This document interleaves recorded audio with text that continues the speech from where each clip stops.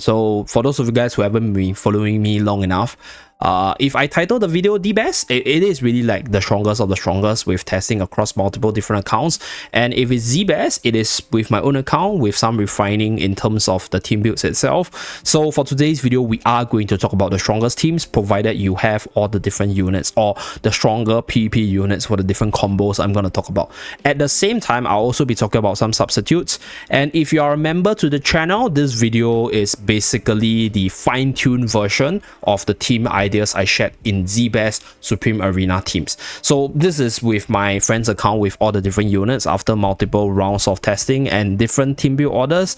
And if you guys want to see my own Supreme Arena side of things, let me know as well, because I do update my teams according to what I have. So that is if you guys want to see it. Usually whatever is mentioned in my videos will be the general ideas that I use for my Supreme Arena side. So let me know if there's a demand, maybe we'll do it. But that's it for the disclaimer. Hello everyone, this is Zeeebo and welcome to this AFK journey video. So in this AFK journey video, we're going to run through the top 3 most meta teams in the Supreme Arena side, the strongest provided you have all the units. So before we start, this video was sort of like a release in my members only video, which I talked about the core idea of the team itself. And after that video, we actually went on to refine the different teams for our defenses, took on different players across different servers with different account build-ups to test out our theory itself. So in today's video, we're going to break down the team ideas and then showcase some replays of the defense of these teams over here.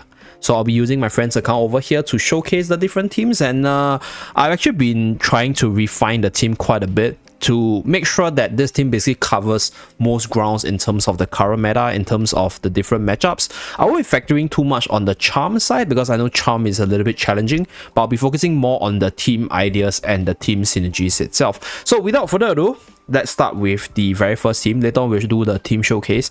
So number 1, we have the Harrock OD team, which I mentioned multiple times before. So this Harrock OD team is really strong right now because of OD's fast bursting potential, Harrock's steamrolling potential. And to fill up the void, we actually add in Mikola, Barrel, as well as Shakir into the team. So this is because Shakir is able to run up, act as a semi-tank, transform, provide the buff for OD as well as Shakir in the front line. And then we have Mikola with the honorary arena for the additional buffs. And if she does survive, she can provide for the additional heal. So Barrel is inside the team that is provided if you have Barrel. Right, Barrel's inside the team to be a arena procer, right? Because this unit is able to summon Silhouette to make sure that you gain control of that Supreme Arena in the middle, so that you get the maximum buff on your OD and Harrock for them to steamroll as fast as possible. Another reason why Barrel is in the team is also because this unit is pretty good against opposing OD.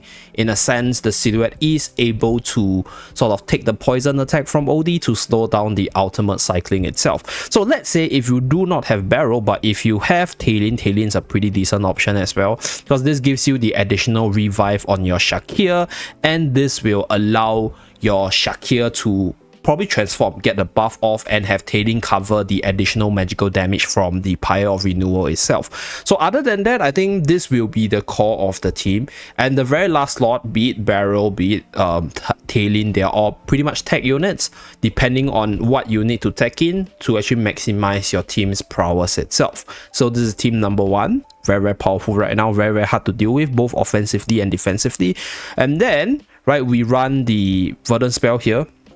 So Verdant spell has a buff that basically buffs up even the Silhouette itself, which will fully benefit all the units in the team. Because you're going to summon a lot of units, Verdant spell is able to buff all of the units, and it's also able to buff OD as well as Harrock based on their classes to get the maximum effect. So we have a rogue, we have a warrior, we have a support, and we have a ranger. So we are able to max out our Verdant spell buff, and that's team number 1, really powerful.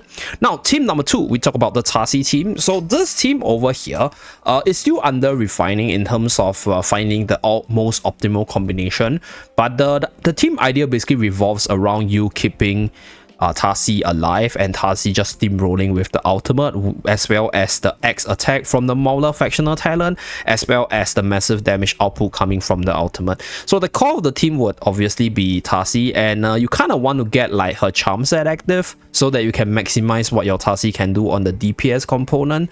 So this is the Mauler team together with Tarsi. So with regards to the supports itself, we run Reina. So Reina will be able to prevent the enemy from using this tile or provide the buff for your Tarsi so that she can survive better and steamroll harder as well.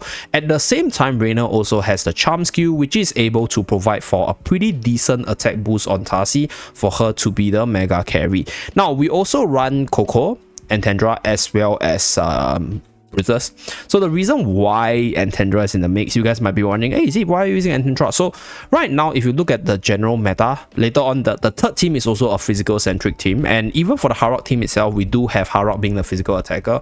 So Antendra right now is insanely good against physical attacker in the event if she gets her ultimate off. So she's a pretty good tanker that is able to protect Brutus on the front line to buy more time for your Tarsi to come online. And then we just got to protect her with Coco's charm skill for additional damage reduction, as well as energy on hit for your Antendra to actually charge up the ultimate faster to activate the taunt, and you will be sending in Coco. So all these units, 4 of them will be running into the enemy's territory, which will easily proc the frontline spell for massive stat gain, as well as the ability to life drain and also get damage and damage reduction from this flag buff over here. So this is the second team. Now for this team, I was actually trying out different team combinations with the likes of Fresto, with the likes of different Mauler combinations, but I think defensively, all you gotta do for this team, right, let's say if you don't have all the units right here, the core of the team is pretty much 3 Maulers as well as Tarsi, right? Everyone else is just there to activate Tarsi to make Tarsi the hyper carry. So let's say if you don't have Antendra built up, you can obviously run all the other Mauler characters to ensure that you have some sort of front line, right, some sort of support and enough sustain for your Tarsi to come online. So that's team number 2. Let me just reposition the unit. So I will be testing this one to continue refining this. And next we go into the third team. So third team is probably going to be a team that most people won't be able to build because this is a whale centric comp, but this comp is still insanely powerful, right? Dun and Diurnal comp with the inclusion of Ludovic in the team. So the reason why we are using Ludovic is because I actually tried out Reina, but I think for Reina's case, right, the positional issue with Reina actually doesn't ensure consistent buff onto Diurnal, right? So if let's say you don't have Ludovic built up, the other unit you can use is obviously Reina. So this Reina will be able to provide the buff on your Diurnal for Diurnal to get that additional stack, because both Reina as well as Ludovic has this ability to grant a temporary attack boost to the ally. So that's 1 stack on Diurnal to get the maximum DPS of his skills for the Celestial Spear right here. So you want to charge up this skill as fast as possible. So the buffs come from your Ludovic, from that charm skill, from your Damien from that haze buff, as well as Kalita with the shielding with the additional defense boost. And on top of that, we have the Valor Shield spell, which provide additional protection as well as additional buff for Diurnal to hyper carry. So yeah, this team is still really powerful. So they are the top 3 strongest team by the team builds itself. So obviously, right, I know most of you guys might not have either 1 or 2 of these teams, so we're gonna suggest maybe 2 more teams, maybe slightly downgrade compared to this, which you guys can use with regards to Supreme Arena. So let's take out this team over here first.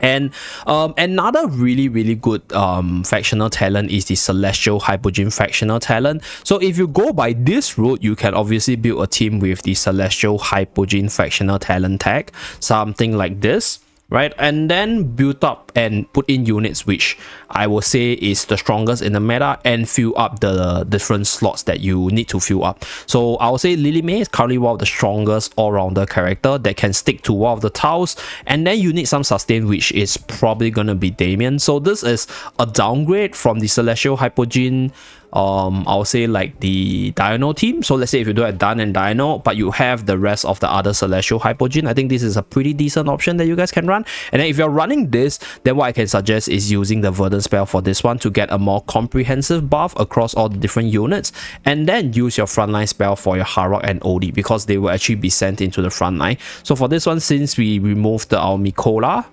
wait, where's my Mikola? Okay, so let's say if you used up Mikola in other slots, then you can use Coco as well, right? Coco is also a pretty viable character depending on the terrain, but I think usually this will be the best team option. Like, I think most people should be able to come up with this except for Barrow, and then maybe add in either another DPS, another buffer, or another disruptor depending on what you need for the team itself. Now, so this is the fourth team. I'll say this is still relatively strong, provided you have all these units built up and your Lily May can carry you. So for the very last team, unfortunately, the Maulers are really dominating the meta right now, and it's really sort of speaks volume in terms of the balancing of the factional talent, at least in the Supreme Arena side. So the other team which you guys can definitely use is the Iron Almas together with Elsa combo. So this way, when you go with this team, you are able to actually benefit from all the Mauler factional talent through the Elsa side by including 2 more of the Maulers, for example, like Coco, right? Maybe another Mauler, for example, let's say if you need some more AoE, you can use Reese, or you can just use Odie, for example, right? So this is provided if you don't have the Harrock team, you can run this as well. Really decent, because this team technically is, or worst, one of the strongest. Once the control can kick in, this team can definitely deliver itself, and against most teams without the Mauler factional talent, you are able to actually control them immediately at the start of battle and then burst them down with your Elsa over here. And even if Elsa is not able to burst them down, you Iron pull everyone, Almas root everyone in place, Elsa drops the rock, and then Odie goes in with the ultimate. I don't think anyone's going to survive that really huge burst from there. So this will be the 5th team idea, which I think is still generally really powerful, but pales in comparison to the Harrock team, the Dino team, as well as the Tarsi team, because they're all generally immune to control. So control this season, not the best combo right now. So these are the top 5 teams. Next, let's run through some battles that we had on the defense.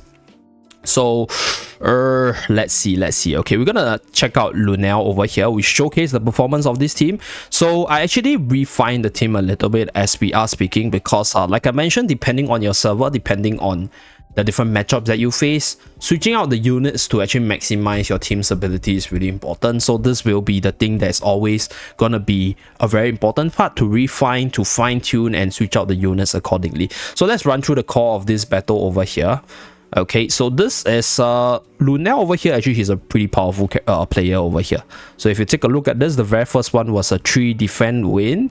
Okay, this is 1 defend win, so she found a way to break this team with exactly the same team, and then subsequently weren't able to break the second one, and then, right, continue to sort of copy paste the team and manage to get the win over here. So let's run through the battles of these teams and then showcase how these teams are the strongest right now. Okay, so at one time, as you guys can see right here, so this was before Mikola was introduced into this team. So Barrow is able to summon for the silhouette for additional disruption, as well for that additional OD bait, so that you can slow Odie down, such that your Harrock can actually carry you.